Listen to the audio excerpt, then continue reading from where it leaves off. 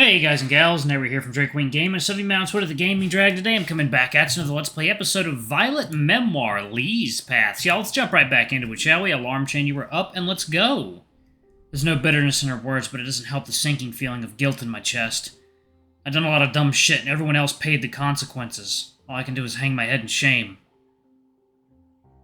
But... She brings her plump fingers to my chin. She brings her plump fingers to my chin, lifting it up until my head is being held up high. It's what she always did whenever I started to brood. She never let me sink into myself. The smile she wears and the look of pride on her face make it impossible to stay sad. She deserves better than that from me. Everyone does. You always look so happy at them. I followed you once. Whenever you were here, you were kind, but you were also guarded. You'd been through so much, and I know you needed space. She brings her arms around my back, guiding me through the door as we walk towards the kitchen on the other side of the hall. But when you're there, you're so full of life in a way I never see on you otherwise. I like to see that side of you more. Don't say you don't have the time. You don't have to be at Charlie's beck and call every day. If anything, that girl deserves some space. I can't imagine how suffocated she feels. There's a surge of shock and anger at her words that must be plastered across my face if her raised eyebrows any indication. Don't give me that look. We both know that girl always hates it whenever you treat her like some delicate flower. Now you promise to focus more on yourself, correct? Yes. Good. Now I've got to get started on dinner, and no, you can't help. Go find Wallace and enjoy yourself. Have fun, Ashley. You're at college and you're young. She walks off without giving me any time to respond or even hint of where they might be. Not that I really need it. I have a good idea where they'd be. Charlie probably gave Wallace a tour and would be hanging out with Juliet and Eve by now. If those two are anything like they were 5 years ago, they'd be out back. Walking through these halls again is like taking a trip down memory lane. I've been to this place in years, but it feels like just yesterday I was nursing a hangover on Sunday and Saturday morning while getting up to help prepare breakfast. There's no one roaming through these halls, but that's not unusual. All the young kids are playing outside with their friends, and the older ones are either home around 5 or in their rooms. The backyard is just as massive as I remember, easily able to handle groups of children with way too much energy. I didn't spend much time back here unless I was supervising or helping out, but it's familiar all the same. Wallace is underneath the apple tree not too far from the door alongside Charlie, Juliet, and Eve. Charlie looks to be in total control of the conversation and is dragging Wallace into an awkward introduction. I'm about to just lean against the door and watch when I catch his eye, and he flashes me that wonderful smile that I can't help but return. But his eyes are filled with a level of concern that sends me for a loop. A confusing mess of emotions bubbles inside my chest. I'm left trying to scramble together any kind of coherency. I know Charlie would kick my ass if she knew what I was thinking.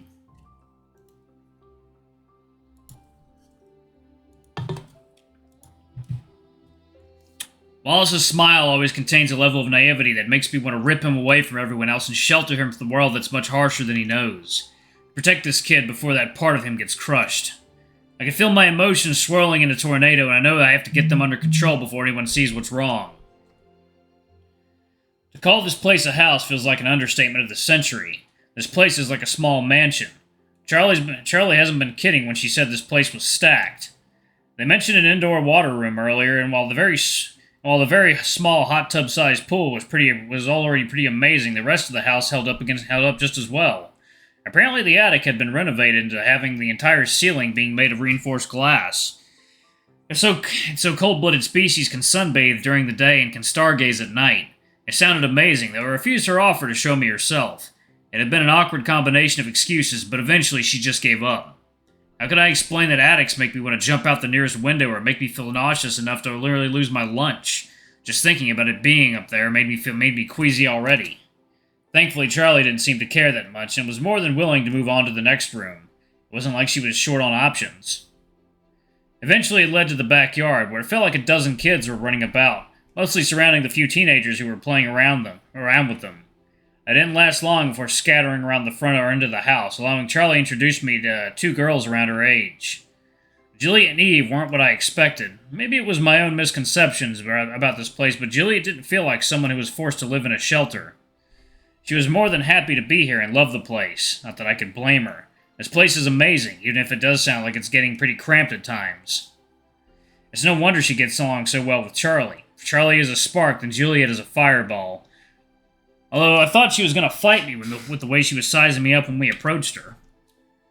It wasn't help when she got into a roughhousing session with one of the older boys before he left. If they didn't end up laughing and side-hugging afterwards, I would have assumed the fight was real.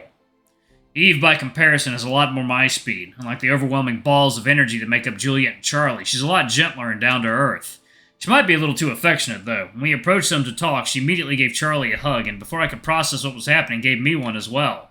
It left me stunned enough that it sent Juliet and Charlie into a laughing fit that lasted nearly a full minute, much to Eve's embarrassment, though she took it in good grace when Juliet gave her a kiss on the cheek. Not that I was able to talk to them much. Charlie only did a brief introduction before going into a long catching-up session that left me feeling like a third wheel. Eve tried her best to keep me involved before giving up when Juliet and Charlie took firm hold over the conversation. She would have been left out as well if it wasn't for Juliet constantly talking about her. I was more ecstatic when Leigh appeared in the door, hoping he might come over and save me from this conversation, but he just stood there and watched.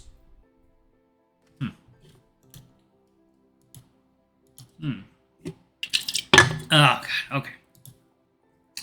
No one else noticed him, and I get the feeling he doesn't want them to. This is Charlie's moment to meet up with friends she hasn't been in contact with for a long time. Leigh didn't want to come here, and, well, I don't know why. I can't exactly press him for answers. This sounded like a pretty rough time in his life. I'm just glad he's doing better for himself, even if he doesn't treat himself enough.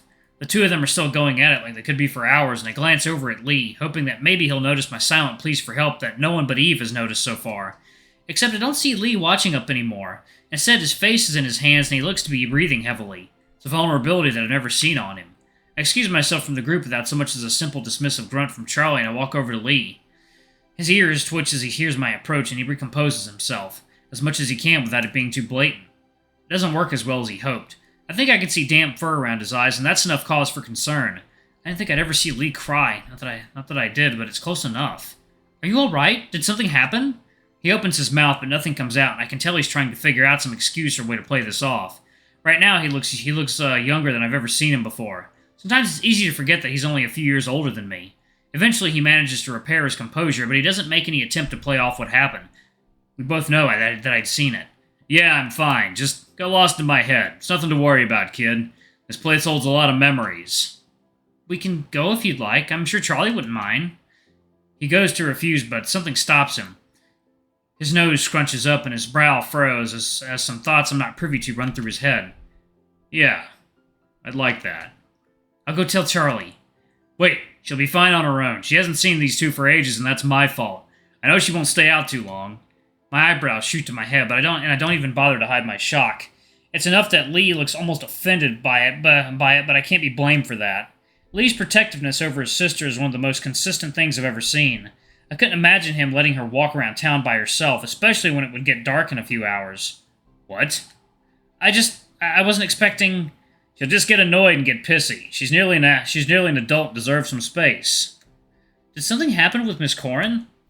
He goes quiet for a moment. I think he isn't going to answer, but he does, and his body almost looks to relax as he does. That whole conversation must be heavier than I thought. Yeah, she told me to lay off her and take care of myself more. I'm fucked off, but she's right. Charlie's growing older, but she'll always be my sister. I can try a little harder.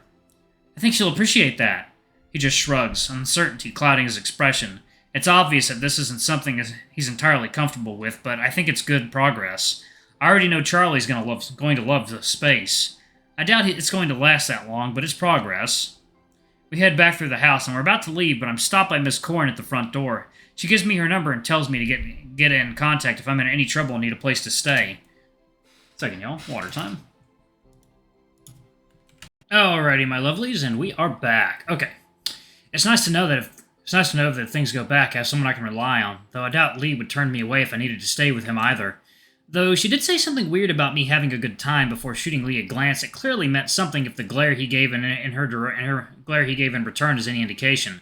He doesn't elaborate after we leave, despite my attempts to prod him, and I have to give up, or else I'd likely just annoy him. Whatever they talked about between them must have been very personal.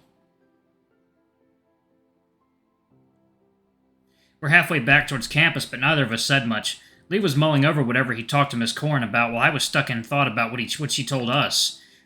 It's clear something more was happening between Mercy and Helena for both of them to be acting the way they were. So, What do you think about the whole Mercy situation? What about it? Don't you think that's a bit strange that Mercy and Helena went from best friends to not speaking? Sometimes friends fight. It happens. I know that, but this just felt a little more important, especially the timing of it all, don't you think? Suddenly, an arm grabs me and I'm lurched to a stop with a yelp of surprise. His eyes dart to his hand clutching my arm and lets go, nearly jumping back as if he was burned. Listen, kid, I know things are pretty intense with whatever happened yesterday, but I think you've been letting this get to you too much. I know you guys don't think anything really happened, but I truly think there's something weird going on. This time he hesitates, and there's an uncertainty to his actions that stands out like a sore thumb. It's not too difficult to figure out what that's about. Do you think something happened, too? He lets out a sigh and rubs his hand over his face. This isn't the relieving break from everything that both of us were hoping for. I think something happened, but I don't want you stressing about it anyway. It's not worth it. But I want to know. We found that page and I haven't checked in the diary for it yet. I really don't like you reading that thing, kid. It's fucking with your head. Those kinds of nightmares don't just come from nowhere, trust me. But what if there's something in there that can help us figure out what's going on with Helena? It might bring Miss Corin some peace, too. It isn't worth it. Can we just check to see about that missing page I found? That's all I want to see right now, I promise. If we do that, will you be willing to take a break from it? I'm worried about you. Okay, I will. Good, I can settle for that. With a nod, we continue on our way, changing directions to head toward my apartment instead.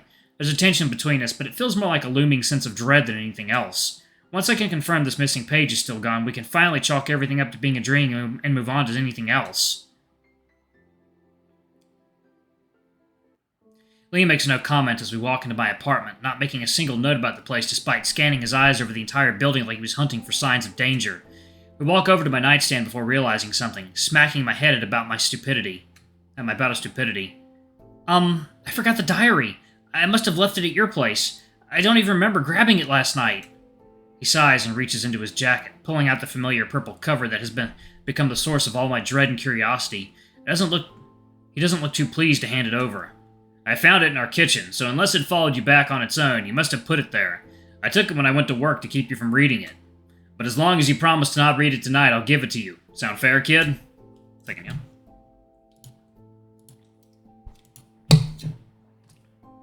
Yeah, I don't think I could handle reading it tonight anyway. Things were already morbid enough with Miss Corin.